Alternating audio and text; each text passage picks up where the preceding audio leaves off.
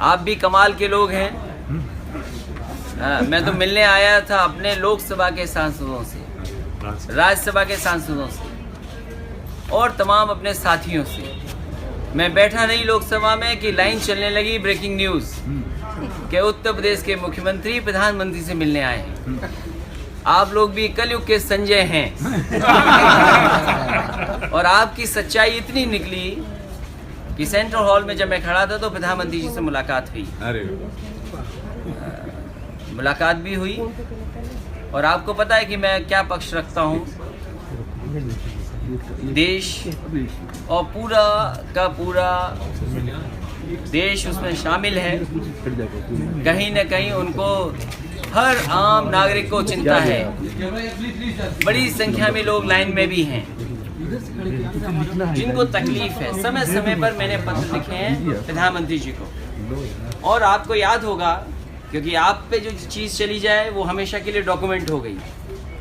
जिस समय मुझे रात को जानकारी मिली कि पैसे 500 और 1000 बंद हो रहे हैं तो मैं समझ गया कि लोगों को तकलीफ होने जा रही है। और उसी समय मैंने सबसे पहले कहा कि लोगों को तकलीफ नहीं होनी चाहिए। मैंने अपने अधिकारियों से, जो प्रदेश के अधिकारी हैं, उनसे भी संबंधित अधिकारियों को बुला करके कहा कि कम से कम कानून व्यवस्था के सवाल पर और लोगों को सहूलियत देने के लिए कदम भी उठाएं, उनके लिए काम भी करें। किसान दुखी है, किसान को परेशानी है। मान लीजिए इधर उसका ओलावृष्टि से नुकसान हुआ हो या किसी देवी आपदा के कारण, और जब मौसम अच्छा हो, समय अच्छा उसके पास आ जाए और बुवाई का सीज़न हो, बीज और खाद उपलब्ध न हो, तो मैं समझता हूँ उसको परेशानी आएगी। इसलिए मैंने कहा था कि किसानों को मदद करनी चाहिए, केंद्र सरकार को कम से कम उन्हें छूट देनी चाहिए।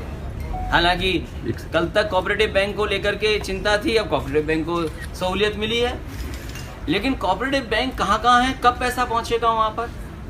देश में सबसे ज़्यादा गाँव में ब्रांचेस अगर बैंक की किसी ने खोली हैं तो समाजवादी सरकार ने। और ब्रांचेस में अभी पैसा उतना नहीं है जितना लोगों को मिलना चाहिए। तो तकलीफ तो है और परेशानी है। इस परेशानी का निराकरण क्या केंद्र सरकार करेगी, कम से कम उनको सामने आना चाहिए। जबकि 15-16 दिन हो चुके हैं अभी तक।